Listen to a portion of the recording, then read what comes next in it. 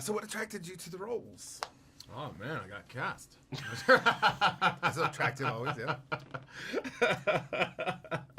No, it was just like the opportunity to be part of this world in particular, and this movie that I knew would be a game changer of a Marvel film.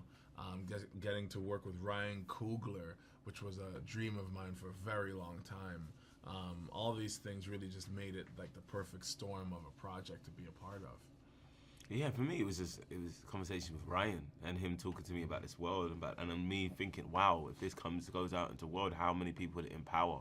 And I mean, it's an African superhero movie. I was like, well, I have to. How do I get involved? Beyond this. How do I get involved in this? So it was just for me it was just like and to work with this cast of people as well and to like just to get to know everyone. It was across the board. It was attractive. And like it would be an honor to have the opportunity to work with any of these people individually, not to be part of a cast with Forrest Whitaker, Angela Bassett, Daniel Kaluuya, Martin Freeman. Come on, Andy Serkis.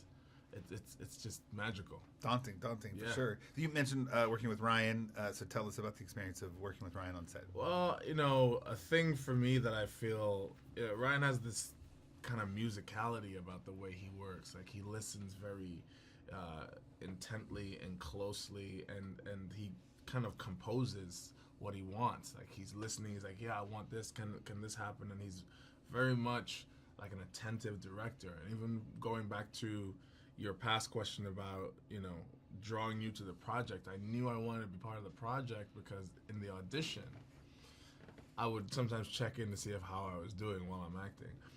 And I would notice that he's just like this. Yeah. And then he'd come to me like, that was cool.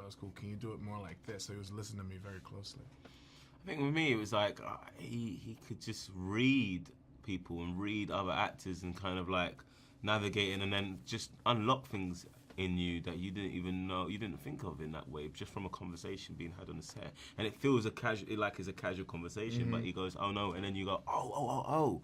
And his touchstones are like no other, that are just the fabric of our world. And tell me about the practical sets that you got to play around with in Atlanta and how that influenced your performance and affected.